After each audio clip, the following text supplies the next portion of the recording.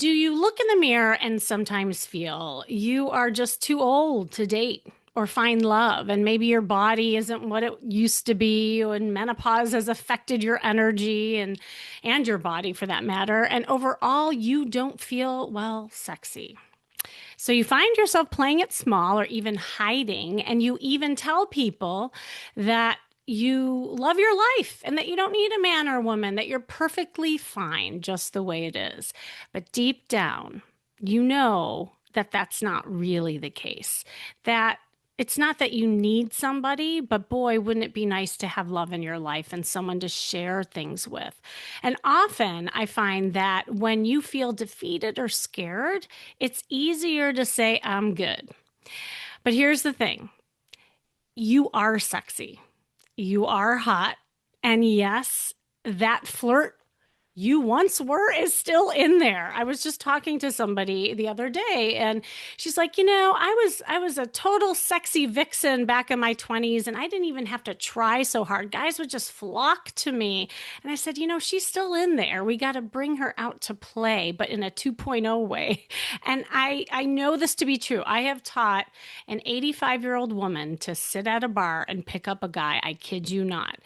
It doesn't discriminate. Flirting is just a way of life. And I want to dive in today about the powerful truth that aging isn't a decline. It's actually a divine design and a superpower. It's a stage where your confidence, wisdom, and sensuality can actually amplify if you really decide that and know how to embrace it. And so many people I work with, they tell me they feel invisible or they're past their prime when dating or just moving through midlife. But what if this is actually the time to reinvent yourself? To reclaim your radiance, flirtation, and vitality in a whole new way. You all have heard my story at nauseum, my red dress moment when I went from frumpy mama to sexy mama. And it really, I had to get over myself. It again, it's not until you look in the mirror and you say, I got it going on, I'm sexy, that's when everyone else sees you that way.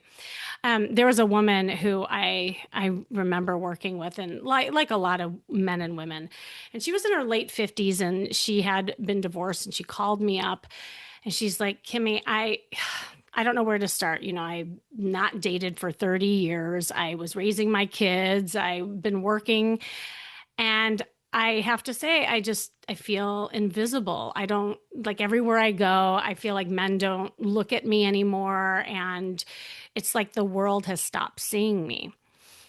And, you know, I always, when I hear that, I'm so glad that people call me up because I wanted to show her another way. So she did an intensive with me. She went to one of my retreats and we also did our wing girl session. And the first thing we had to do was go shopping. And one of the things that I realized is she was really giving her power away. Like she kept saying sorry for things that was not her fault. And she was married to a raging narcissist. And she was constantly in this giving mode, but not receiving mode. But here's the thing, and I've told some of the story before, but it really highlights what we're going to talk about today. We are about to go shopping because it was the first thing that we were going to do. And she's looking at the big department store doors and her eyes just well up in tears. And I'm like, what's up? And she's like, I can't do this. And I said, what's going on? She's like, there's something I haven't told you. I said, what's that? She said, I've covered my mirrors for the last 15 years and I haven't really seen myself. And, if I was a traditional therapist, as I had been for many years, I probably would have done some cognitive therapy on her body image. That is not what she needed. She needed to feel differently. And so I gave her some tough love. I gave her a big hug. I said, I'm going to hold your hand. We're going to go through the store. And I just want you to do me a favor. And I grabbed some boots and I grabbed this like hot leather jacket that was red. And I said, I just want you to put these two things on. I want you to twirl around. I want you to give me 5 seconds and just look in the mirror. Just hold it. That's all I want you to do. So she does it. And it's like 1, 2, 3, 4, 5, 6, 7. And she just kept staring at herself and her eyes welled up with tears once again. And this time it was tears of joy. And she's like, Kimmy, I haven't seen myself so beautiful in years. And now I start crying and we're hugging and then I created a monster, quite honestly. We started skipping through the store. She started changing with the door open. And this is a woman that had body image issues. We did a whole photo shoot and everything, it just snowballed from there. We got her online. She started dating up a storm and she attracted love in her life. And he was not a narcissist, by the way. So she had to break some patterns there as well. But everything is all to say is that it is how we feel. And everything shifts when you start looking at yourself differently. Today, she's in a healthy relationship, as I said, and that's exactly what the conversation is going to be about today. How aging isn't about disappearing, it's about re-emerging. So I am super excited about my guest today on that note, who is perfect expert to help me talk about what it really means to age vibrantly, how to stay visible and magnetic in love and life, and how to rewrite the story society tells us about getting older. We're going to talk about how to transform your mindset around getting older, why your second act can be the most magnetic chapter of your life, and how to show up in dating and daily life just with unapologetic radiance and confidence. So, joining me today is someone who is just this beautiful soul that I have gotten to know a little bit, and she embodies that philosophy. You may recognize her from the Golden Bachelor and Celebrity Family Feud. I didn't know that you were on that, but beyond her TV appearances, she is a powerhouse advocate for pro-aging and vibrant living. She's the founder of Hardee Life, where she helps women embrace aging as a journey of excellence, not decline, through mindset transformation, wellness, and authentic self expression. You see why I have her on. With over 4 decades in women's wellness, a background in occupational therapy, which is super cool, and more than 20 fitness certifications under her belt, she has made it her mission to revolutionize how we think about growing older and how we can do it with grace, joy, and confidence. Welcome, Natascha Hardee. It's so good to have you here. Thank you. Thank you for having me. I'm excited to be here and love the topic and love what we're going to talk about because that is aging and excellence is my jam because you know what I say, age is just a number, not a limitation, and limitations doesn't exist for me and neither should they for you. I love it. I love it. Well, I'm gotten to know you a little bit, and I purposely didn't like research you. I don't really know all of you. Obviously, we all know you from the first episode of the Golden Bachelor, and honestly, like you were just a breath of fresh air. I loved watching you every time you were on. Like you just made me smile. You have that just that energy. But I wondered before that, you been a life coach and you were focusing on ageism before that? Like I'd love to hear your story and how you got into all that. Yeah, I actually been working with women, oddly enough, mature women since I was in my 40s. When I was a fitness professional trainer and all of that, the women they would always give me the older clients, if you will. I'll just say older, right? Air The quotes. mature women, and they used to tell me, "You're a baby. You got plenty of time to do all the things you want to do." And I was in my 40s and I was thinking, "What? What are they talking about?" And it's so interesting. So from fitness, I realized the issue with my clients wasn't only physical, it was mental. And I decided to go into being a life coach. And I became certified because I figure I've been coaching people for years. It's just I haven't been certified. So I became certified. And my first venture, I tell people, was something called sexability. Oh my God, I love that. And it was really to because in this stage, people have a difficult time having sex for many reasons. A lot of it at the time, I was leaning on my fitness background and my OT background. And it was like physical stamina. So it's stamina, stretching, core strength, and what's the fourth one? I always forget one of them. It's like flexibility or breathing, something like that, vibrancy. So these are things strength, right? We don't have strength in our legs. So it's strength, flexibility, core strength, and something else I just said. I can't remember. But that's what I was focused on, right?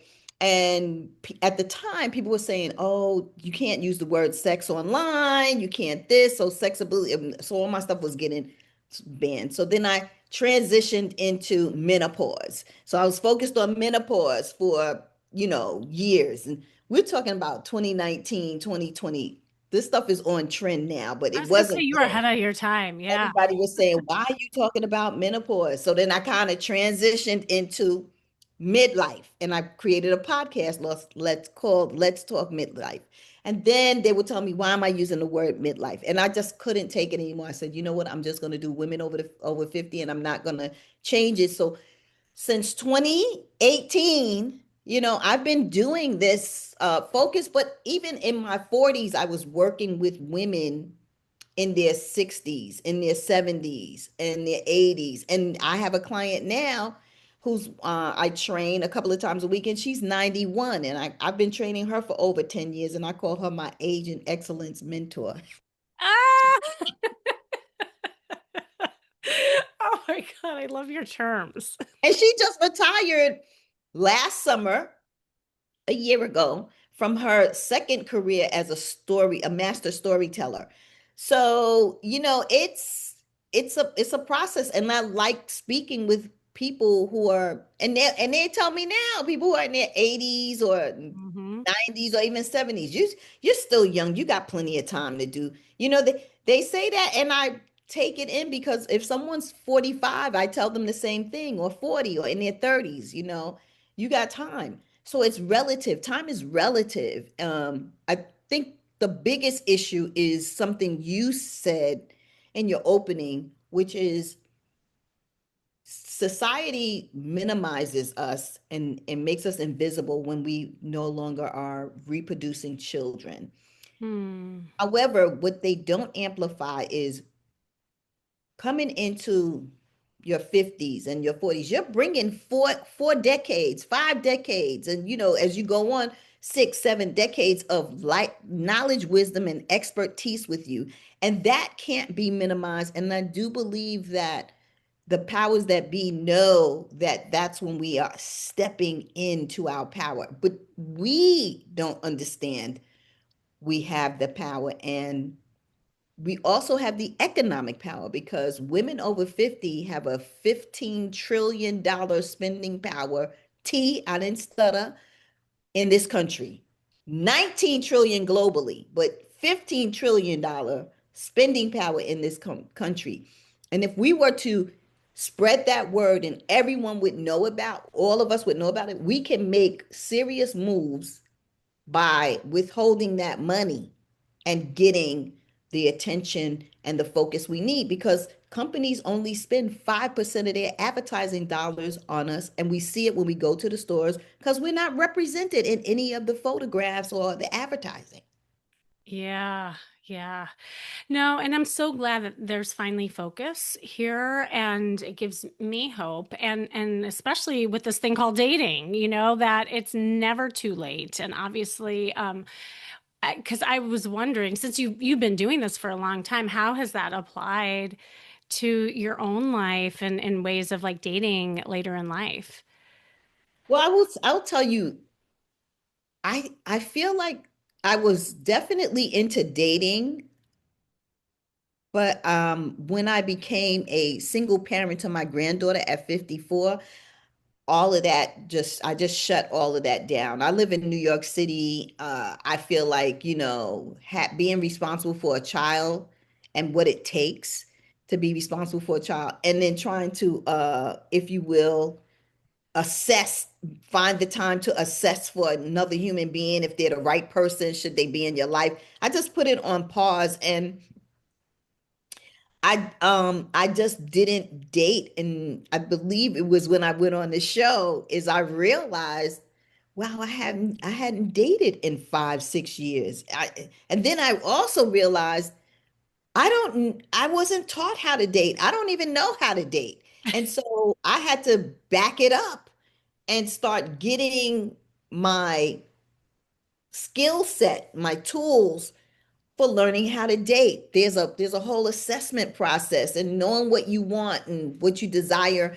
Instead of, I think we tend to go through, I know I have gone through my life dating the same way I dated when I was a teenager, and it evolves. And when you realize the men are doing the same thing too, like there's the lack of emotional intelligence, or men who have done work on themselves is astronomical. Like I don't feel a lot of men are out here going, okay, well, let me go to therapy. Okay, let me get my emotional intelligence in order. Or let me figure out what my childhood trauma is. I don't feel like men are doing that.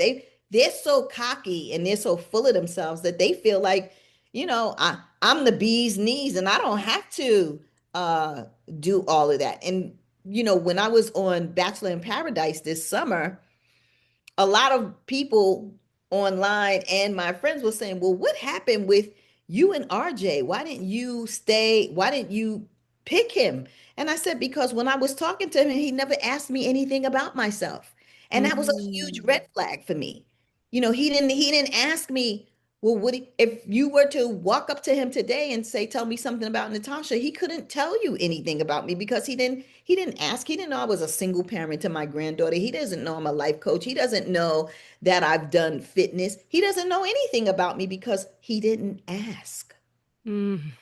So good what you're saying and important. And I think that's true. You and I talked a little bit last time we just had that conversation that dating is a skill, right? And if you have not, first of all, dated in a long time, actually back in our day, and I say our, anybody who is over the age 40, right? Like we were dating for the sake of looking for a partner, and we were Yeah. more relationship minded and oriented. And so we dated with intention and maybe stuck with one person, and then there was a courtship, and it was a different level of pacing, but also we wanted something different back then. And so now, fast forward, people are almost, and I don't know if this happened to you or if you saw that happen on the show, it's almost like you've been kind of orbiting the earth in this rocket ship, for many, many years. You get plopped down and then you're like picking up where you left off. And you lift it off, but yet everyone looks different, right? Like everyone has tons more baggage that they have to navigate through, but also what we want is different. So I'm so curious, like how you saw maybe that even play out on the show where people went in thinking that they had good intentions, but then they got too focused on the relationship and not enough on the skills to just see if you could even connect with the person.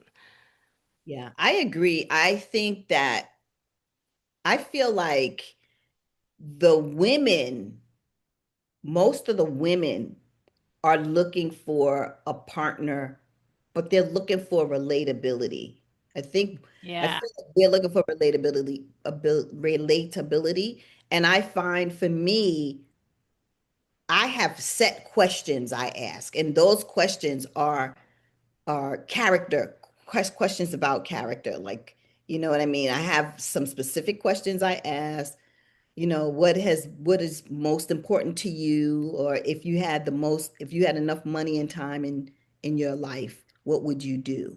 Right? And the answer to that is very telling. But I feel that even still, people aren't dating from the sense of having a skill set. They're like, oh, I'm just getting out here dating. I'm just gonna date. But dating has to be purposeful, and it has to be, you need to be intentional. It's just like when you go in for a job. Like when I go for a job, I'm looking for A, B, C, and D. It's like when you're looking for a partner, I'm looking for someone who's healthy, someone who is financially stable, somebody who is not who can have I can have a communication with, right?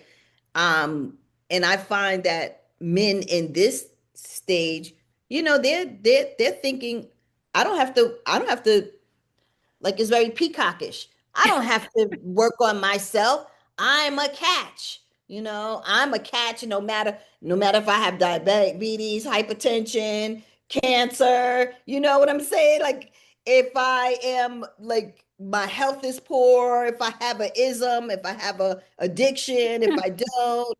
if I'm socially inept. Like they don't feel like any of that. It's just like, and I feel like we women, and this is part of how we're trained, how we're raised, is we're sitting here thinking, okay, let me make sure I present well, I look good, that I'm attractive, and then let's see what happens. And if I like him and he likes me, we're a good fit. And it can't be about like, like I heard somebody say, like gets us in a lot of trouble. It's like I like cheeseburgers, but I can't eat them every day. You know what I'm saying? It's like you got to get past the Right. like thing. And I was like, wow, that's a powerful statement. Like it was like And they were little. cheeseburgers aren't that good for you anyway, right? So like, But it's like, but that's the point. Just because I like them doesn't mean it's good for me. And yeah. that's the whole point. Just because you like someone doesn't mean they're good for you. And that's where we gotta that's where I feel like the breakdown is happening. We're not using dating as a skill, and courtship. Before, you would courting someone meant you courted multiple people. You're talking to several people. This was back in the day. This is back before my time. But I really feel like dating gets to be constructed differently, and we need to teach our sons and our daughters how to date, because both of them, if you look at it, I have a son, and I don't feel like my son has picked good partners, just why? Because dating was not a skill that was taught in the house. And the girls the same way. Like I picked some good people and I picked some not so good people. You know what I mean? But that wasn't taught. We get to get clear on the fact that we need to learn how to date, the skill of dating, just like the skill of using the computer and the skill of cooking and this all the skills that we have, right? We get to learn how to do that. Well, and when you're focused on the skill, not on the outcome, your confidence builds because you get to be good at it and really pull in and see what feels good and who is right for you and really be present with it. Here's the other thing I find, and I didn't know if you like saw this on the show. There's so many directions I could go here with you because you said many juicy things. But like, again, because we're dating later in life, life has happened, right? There's been trauma, there's been broken relationships, there's been death, and we're carrying kind of the baggage with us. And so we get kind of bogged down from the past. And then we also are fearful of the future. And so we're trying to scrutinize every little thing to try to ward off against what happened to us in the past, that we're not being present, that we're not really connecting and being curious. And to me, that's what I loved, at least the way the show was framed and edited. It looked like you all were like really kind of in the moment and like enjoying yourselves. So I was curious, was that the experience? Like, what did you and some of the other people learn about the dating skills and being present? I I think that it was um I think that everyone brought their A game, if you will. Everyone tried to, Yeah. like, whoever played a guitar, and who done this and who done that. And, I really feel like charming, talking about their children and family and all that stuff. I thought what was so powerful to me is when I walked into the mansion and I saw all those women there, and we were all so excited to connect with each other and meet each other as women and get to know each other. To me, that was very important, because I feel like a lot of times women in this stage of life are very lonely, or they're isolated, or they have a lot of people around them, but the people around them aren't celebrating them or honoring them for who they are or appreciating them. So they're in a groove of whatever that groove is, so they can't get out of that. So I thought it was magnificent to see a room full of women who are willing to take a chance. And I find that there are a lot of people in this age, like a lot of my personal friends said, "Oh my God, what made you do that? I don't know if I could have done that. I don't think I should have done it."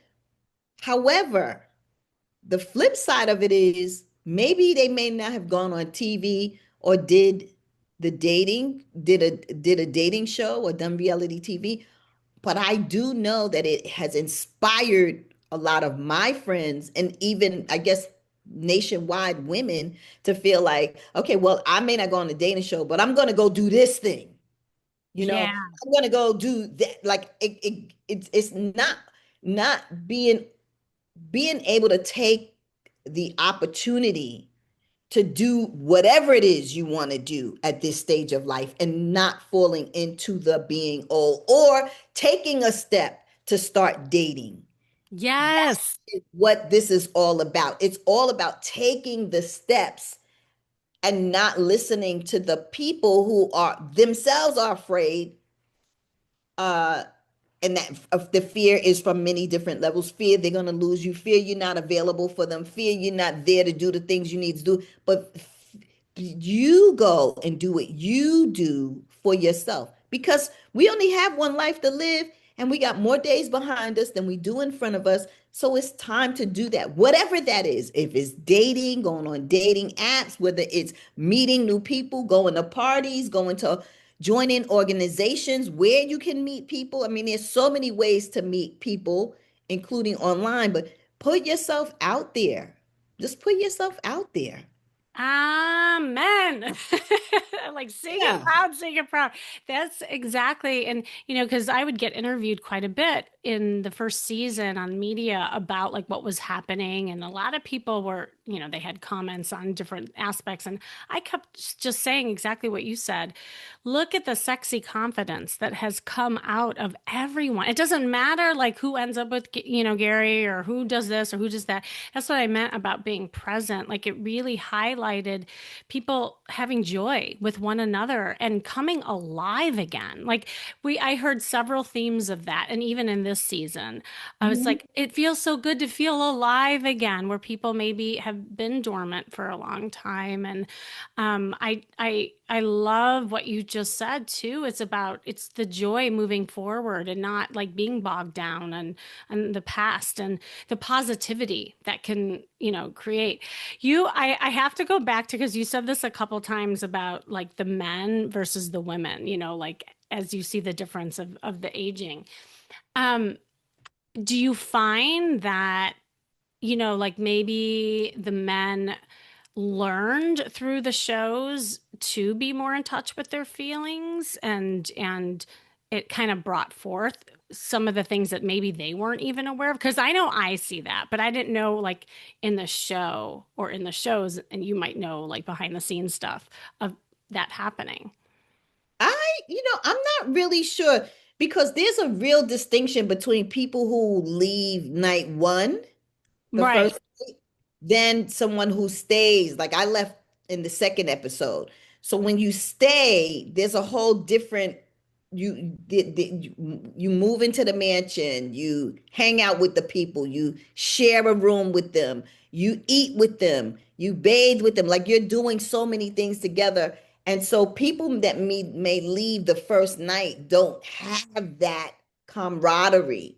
And so because you don't have that, you don't learn it. So I would say the men that left the first night probably didn't get that, but the men that stayed longer probably got more of that. I do feel that being in a space for with the men to talk with other men about stuff was probably very good for them.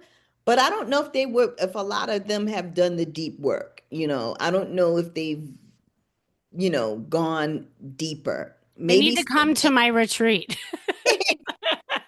Maybe some of them have, maybe some of Yeah. them haven't. Some of them may not feel like they need to do anything. Yeah. I just think that we don't, a lot of times we lie to ourselves, to be quite Mhm. honest with you, and we don't tell ourselves the truth about what's going on with us. And that type of honesty is lacking. Like, I've had this underlying issue in my life for all of my life, and I need to probably address it. You can't pray it away. You can't exercise it away. You can't drink it away. You can't, sing it away. You can't work it away. You gotta face whatever that is, and you gotta go through it to get to the other side. And you got to get uncomfortable.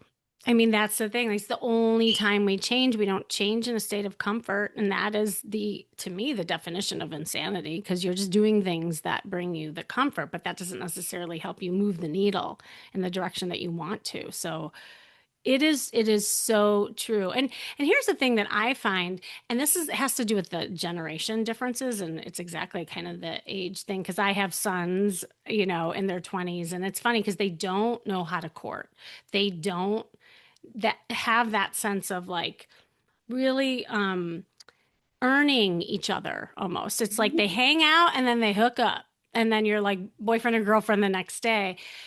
But yet, I think in our generation, or, early on, emotional intelligence just wasn't a thing. Like it was almost taboo to have a therapist. And for men to show emotion was not common. So I think we're going through this transition right now because this is where the younger generation can teach the older generation because they're very into emotional intelligence and expressing themselves. I see it in the boys too, but we have to teach them that sense of, kind of courtship, so to speak, when it comes to dating.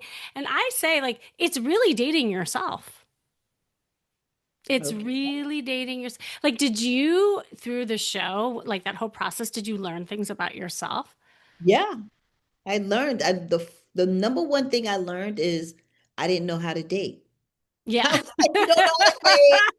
Because whenever I got around Gary, I just felt like I didn't know what to talk about. And the things that I was talking about, I remember we did a group date and I had asked him a question. I can't remember what it was. Like I worked on memorizing these kind of dating questions, right? Oh my Like God, that's so funny. yeah, it's like I can't even remember them now, but I had looked, went to AI and asked, well, what are good dating questions? And I wrote a couple of them down and like things like what are you looking for in your next partner, or what have you learned from what are like two or three most important things that you've learned in from your marriage that you would move forward with.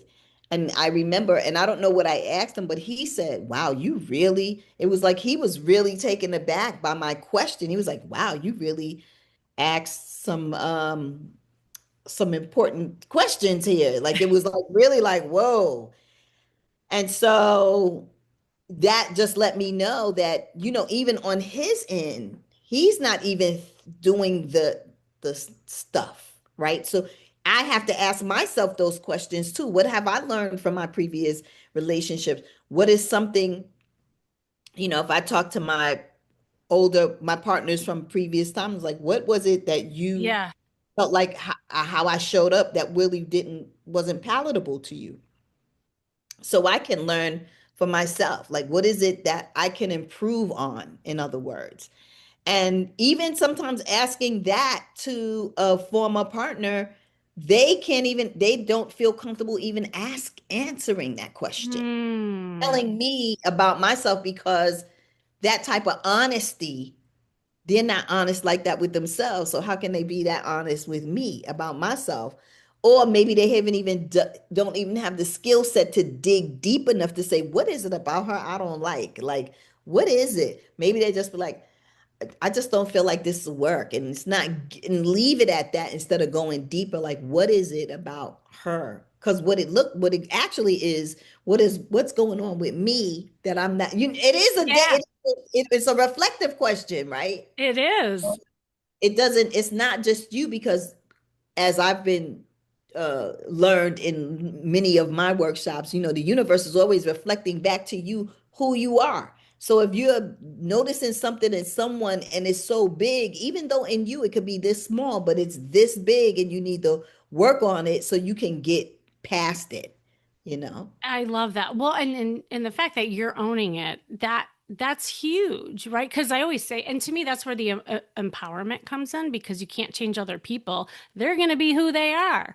And if you keep attracting who you don't like, it's not on them, it's on you, right? Like, and I had to do deep work on that myself. And so if you're, say, an over caretaker, you might be attracting, takers. Let's just call it that, right? So how can you lead with something different and for yourself? And I think that's super important. When I work with clients, I do this thing called data dating. And I say, like, you can't get a boyfriend or girlfriend as long as you're under my watch for the first 3 months. You just have to collect data.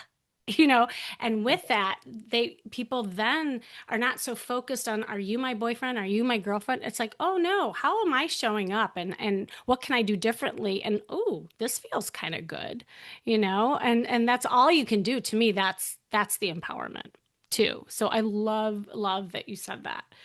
um were there any like surprising moments or like funny moments in the episodes that you remember, and that, I don't know, it could be for anything I really. could tell you when I was on the Golden Bachelor, I was in a room with there was seven of us in a room. So I was in the big room with April and Susan and Kathy and Nancy and Jeannie and Peggy. So, if you know April, Susan, and Kathy, they have big personalities. They're awesome, yeah. Yeah, right. So, and they're very funny. And so, Hmm. I mean, one night we were all just in stitches to I think about 3 o'clock in the morning in the dark talking. And I don't even remember. I just was laughing, but they were saying to me, "We're sorry we kept you up all night." I said, "I was laughing myself." But they were doing all the going back and forth about, you know, um, age and having an aging partner and what works and what doesn't work, and it was just so funny. And we were just, it was just gut busting funny. It was just so, it was like we were at camp, and that is one of the most memorable moments for me is that night we just was up so late laughing um and just enjoying each other, and it was so much like being a child in like back in camp days, so you get to have that experience, that camaraderie, that connection, that um just spending time. It's an intimacy also with Mm-hmm. other women. And you get to see that, you're at this age, but you still have all of this fun and funny and humor and all the good things that you had when you was a child is still there. Like you said earlier, it's still there. You just gotta bring it out and bring out your sexy. It's a state of mind. It's not the color. It's not wrinkly skin or the size clothes you wear or whatever. That's just a portion of it. But you have to illuminate who you are. You get to dig deep and illuminate your presence and who you are. And when you do that, everything, the sexy is right there. Everything is there. I love that. And you're really bringing out something that is so important. Like, I can't tell you how many times I'll talk to people in the beginning, like what's wrong with their dating life, Mhm. everybody is so serious. So serious. And, obviously, like, there has been some trauma and dark stages in people's lives, but then there's no joy, there's no playfulness, there's no that, like, that kid like thing. And honestly, like, that's usually one of my first goals for people is like, just have fun. Like, dating is fun, but a lot of people treat it like a chore. And if you're doing more like that kid like energy where you feel like you're at camp or a sleepover and being goofy, like at my retreat, I do scavenger hunts and I make people wear these cat ears and put on a costume, and they have to go out in the field and do silly things with strangers. And like the looks on people's faces before they go out, they like if looks could kill. They're like, Kimmy, I am not doing that, and very serious. But then afterwards, they come back and they're like giddy. They're like laughing like kids. And it's like, to your point, that playfulness is what's so attractive to both sexes, by the way. Hmm. And you said something really also I think interesting with like we have to really ask questions. Like we have to see where people are at, but there's also a pacing with that gets to happen too. And so, like, if you look at dating as a skill, if in the beginning it's that joy and playfulness, and then there's plenty of time to have those questions, then I think we would all have a lot more fun and we would be more connected too, because I think we're trying to do our checklist too much. Did you see that happening too? Like people were trying to like vet so hard with like whether it was Gary or even just like with your I think friends. I think I saw that more on Bachelor in Paradise than I did on Oh, Golden Bachelor. But on interesting. but because we had more men to select from, and so Yeah. we were trying to see, so we were doing more of that. Uh, but I also was, for me, I was looking at, well, I was asking a lot of questions, but I always was like, do you are you interested in me? Yeah. Like, are you interested in, like, can you ask me some questions? Like, and that was very telling for me. Like, there was no ask back. It was just all about me. All about me. Just questions about me. And I just feel like when I was talking to the women, they would talk about, the characteristics of each person. And that's why when I was on Bachelor in Paradise and Gary came on and we went to talk, he was giving me like right eye contact. He was asking me questions. We were exchanging energy. And he was into me in terms of when he talked to me, he was 100% present, you know. Um, I, for me, it was like he was listening to respond opposed to listening to react. Oh, that's good. So Hmm. when someone listens to react, they're listening to come up with the answer or the next thing, but they're not listening to respond. And there's a whole, when you respond to something and when you react to something, it's two different come froms, you know? 100%. I'm glad you said that because that was my impression of Gary too. Like when he would listen, you could see it in his nonverbals too, just like the way he would look at people when they talked. And that's so valuable and super sexy, by the way, Mhm. for women, because to your point, a lot of times men are too caught up in the lines and getting ahead of it rather than really listening. And there is a difference. I'm glad that you validated that because that was my impression as well. Yeah, he was 100% like in, like, right there. He was very Hmm. present when you spoke. He was, responding. There was a flow. It didn't feel forced. It was just very organic. And I thought that was a turning point for me because I saw a distinct difference between RJ, who listened to react. Yeah. He always had the one-liners and he was this one-line guy and all of that stuff. But when I was with Gary, he just, like, I was just like, wow, this guy sees me.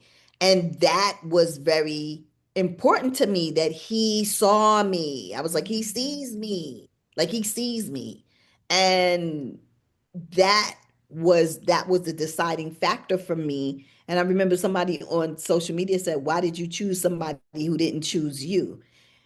And what I find interesting, Hmm. when this person said that, she said, Natasha, why did you choose Gary when he didn't choose you? But what she didn't realize is RJ didn't choose me either. He wasn't listening. He wasn't asking me questions. He wasn't present to me. He wasn't choosing me either. You know Right. what I mean? So it's Right. like just because it was just because it wasn't verbal, or he didn't you didn't see it on camera, or you didn't pick up what was going on, it doesn't mean it wasn't happening. Like, I was clear, he wasn't interested. He really wasn't interested in me. He was interested in going through the motions, but he wasn't Mhm. interested in me. And the other thing that really took me out, was really like a is when I saw when he left the show, he said, I want to be married again. I'm looking for a partner to spend my life with. He never said that to me when we were in all the conversations we Oh, were doing, talking. interesting. Never he said, "Oh, I want to be married again. I'm looking for a person to spend the rest of my life with." None of that came out. I was like, where was that conversation when Yeah. we I Well, was saying, what do you want to do in this stage of your life? You kept talking about traveling, and then you have to move and this and that. But there was never I'm looking for a partner that I could spend the rest of my life with and travel with and da da da da and this, that, and the other. well, see, and that's really interesting to know because that's why I say you can't take everything at face value, what you see, because we wouldn't know that as viewers, right? Like what is said into the camera and what is said to you personally. So that is really important. And in real life, we do have to pay attention of how people show up and really, really listen. So like besides the guys, I think that is a common mistake that I think a lot of guys make. Were there some mistakes that the women made that you thought that was maybe a theme or you saw a couple people do? You don't have to throw anyone under the bus, but just like overall. I feel like we didn't, for us, there weren't enough men to choose from. And I think that Uh, we felt like we had to take who was there, opposed to like got personal. It's like, right. and this person, you're hot and heavy with this person, you're not hot and heavy with this person. You're interested in that person, you're not interested. And I guess that's what dating is, right? It's just It like is. it's a process of elimination, but I just feel like it would be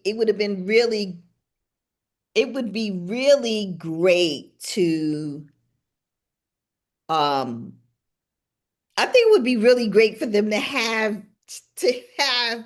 the men and the women, and then we do like some sort of something like what you're doing, like some kind of coaxing Yes. and work on and this that, and then put people together and see what happens. But it would have to be it's not it would what I'm talking about would have to be like almost a 3-month process, because this is not something you Mhm. could do over a weekend and then it's all well and good. No, people, you need to be talked to. They need to dig deep in their crap. They need to address their isms and their issues and get through it. And I think when they're able to do that on both sides, you know, it would you could probably get some really strong couples. Okay, that's our next show. So, who's ever watching this right now, Bachelor Nation, this is our next show. Well, yes. I mean, and that's the thing that we can't take at face value, like the amount of time that happened, and also knowing how groups are and the competitiveness that happens. Obviously, it's a show, right? It's for entertainment. But in the real world, if you have one guy and 10 women, it's bound to create this kind of hunter mentality and competitiveness. And I still was I was pleasantly surprised at how beautiful the women bonded compared to like the younger generation that you see, because it was still about the friendship. But still, I mean, you can't help but to feel that as you're going through it. I mean, so yeah, I think you're on to something. And also it causes people to act like how they normally wouldn't act. Exactly. Right. I think that is a big part of it is you're in a situation, it's almost like you're in a think tank and you're there for Yes. a couple of minutes and you gotta kind of like, let me hook up with this one, let me get with that one. And like I didn't even get a chance to really get to know our CK. I had time with Gary, but I never walked off and had a conversation with CK. Why? Because he thought that RJ and I was such a item, and we had just met. It's like, why do we have this? This is old school, right? The Yeah. old school thinking is, oh, well, they're together. I'm not gonna get when he could have simply came on and said, let me get some time from you. Let me talk to you. Let me get to know you. I mean, I think that they're uncomfortable too, the men. They're put in Yes. that situation. And I mean, I could have said that too. Like I could have said, well, let me get to know you. Let's like my old school thing is the men are supposed to approach me, right? But I could have easily went over to him and said, listen, I want to talk to you and tell me a little bit about yourself. I could have did that too. But these are some of the things we have to work through, get rid of. Yeah, these old school mindset, this mindset of thinking that the man pursues you, and then you're thinking, oh well, I don't want to be too forward, because if I'm too forward, he might think this about me, because you got the old school thinking. You don't know, he might have the old school. It's just, so it's a challenge. You just don't know in such a short span of time what to do. Well, you're highlighting something that honestly could be a whole nother episode, and maybe you'll come back on and we can talk about it. Is just how masculinity and femininity shows up today in the modern world. I still believe a woman should be a woman and a man should be a man in a way of, like, the fundamentals, Mhm. but we are different now, like it can't go back to the 1950s. And I think this is a real conversation. And what's happening is that everyone's getting confused too. So no one's approaching anybody. Like I see this out in the wild. Like, the men are complaining that the women are, they're not approachable because they're all cackling in the corner talking about how much they hate men. And then, right. And women are complaining about the men. They're not masculine enough to come up and be like that alpha energy. Well, so no one's meeting anybody, right? Like we're all, so my take is that both sexes have responsibility and approachability. We have to make it a little easier, and men have to stop hesitating, and meet somewhere in the middle, kind of thing. But I that's think, another issue, right? Like that, especially with modern dating.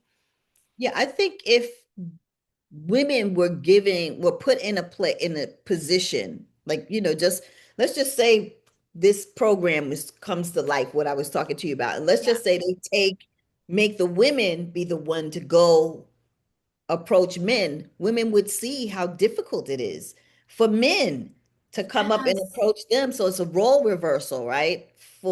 And I think when women are able to see that, maybe they won't be in the corner talking about men. Maybe they will separate and isolate within themselves, step away from the crowd. Because I heard that too, that um when you go to some of these high-end places or bars and stuff, don't go with your friend, go by yourself, because a man is more likely to approach you when you're alone than when you're with True. a friend or two.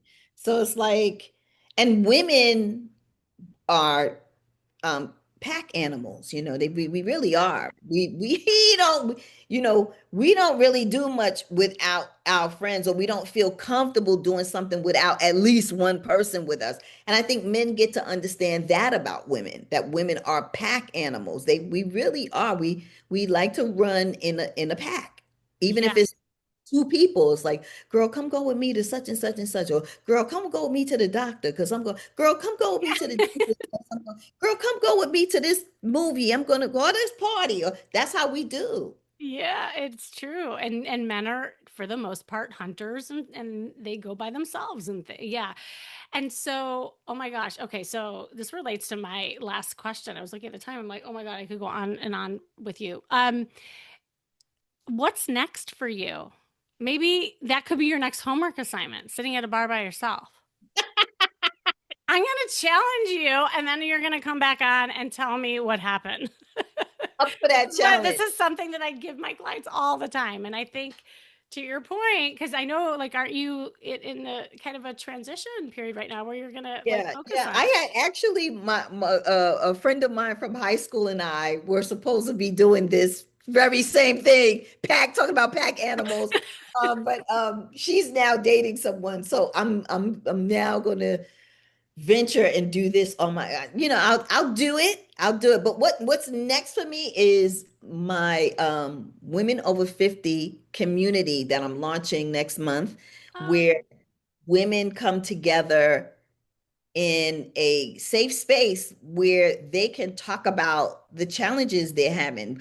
In this stage, as you know, we have interconnected challenges, mhm. meaning we have issues, we have concerns about menopause, we have health issues. Some of us are dealing with nesting, divorce, career change, caretaking, all of these things, looking at ourselves in the mirror, embracing this stage of life, and they're interconnected challenges because one leans into the other. Relationships are changing. Your friends that you had for 2, 3, 4 decades are you're growing apart, and you have to, find new friends or whatever the case is. All of these things are real, and they're not places. Women don't feel that they're a safe place for them to talk about it if they're going to talk about it, or if they're talking about stuff their friends ain't talking about what they talking about, and they're like, oh my gosh, how come they're ignoring this? So that's my thing, is launching this women over 50 community,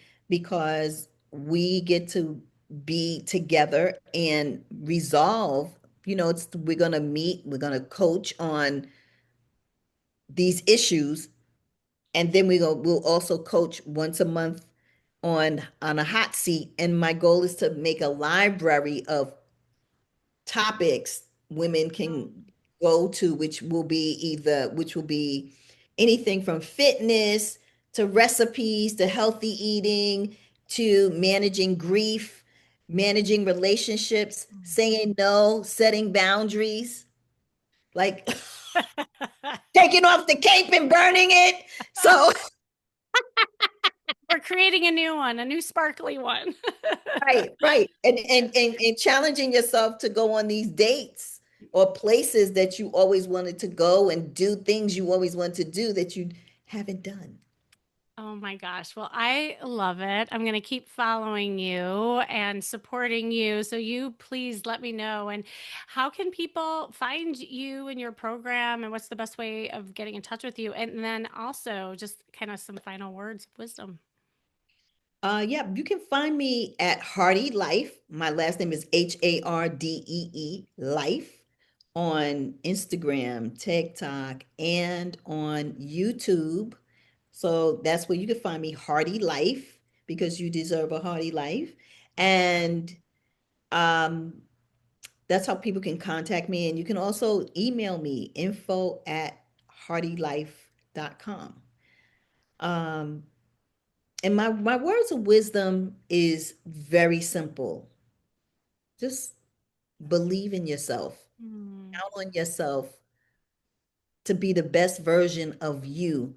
All the energy that you've poured into everybody else, stop and take it and pour it into you. If women could just stop giving to everybody else and take that energy and give it to themselves, invest in themselves, spend time with themselves, give themselves the love and care that they give out to everyone else. And I know it's difficult. I've been there. I've been down that road. I'm saying this because I've had to do it to myself. Reform people pleaser, Yeah, right? me So too. just when you take that energy and start giving it to yourself, you'll see, you'll evolve to a most magnificent individual. And not only that, you teach the people around you how to treat you. When you start treating yourself that way, the people around you will treat you that way. I know it sounds the craziest, but it really does work. When you start pouring into you, people will pour into you. When you tell people no, I'm not able to do that, my plate is full, and there's nice ways to say no. When you start doing that, they back off. They begin to back off. So And you, important. Yeah, no, that is so important. And I want to take it one step further in relation to dating too, is when you it's not getting rid of you being a caretaker, right? Because it's a beautiful quality, but people have got to earn that from you.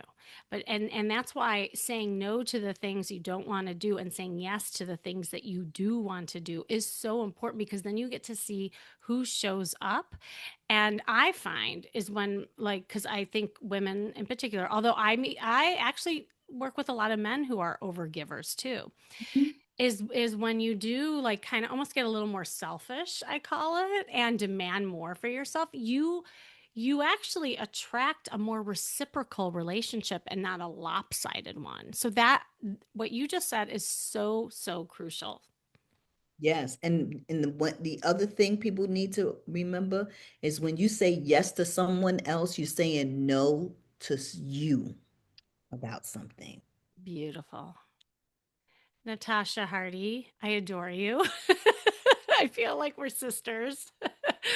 I will definitely have you back if you want to come back. But thank you so much for sharing everything that you did, and I so enjoyed it. You're welcome, and I'm going to email you and let you know when I'd go on that date. Oh, you not only that, you're gonna come. You're gonna come and talk about it at some Yeah, yeah. point. Okay, I love it. And thank you for joining me today. You listening. This has been the Charisma Quotient. I'm your host, of course, Kimmy Seltzer. And remember, you can build confidence, make connections, and find love from the outside in. If you want to know more, like always, go to my website, kimmyseltzer.com.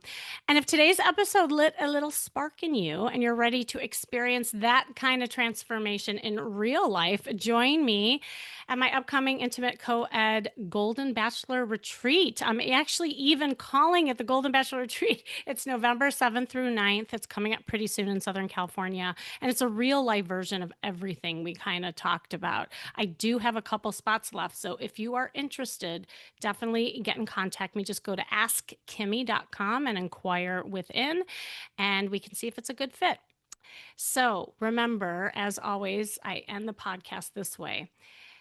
Remember, like when you work on you, that is working on your dating life. That's all for now.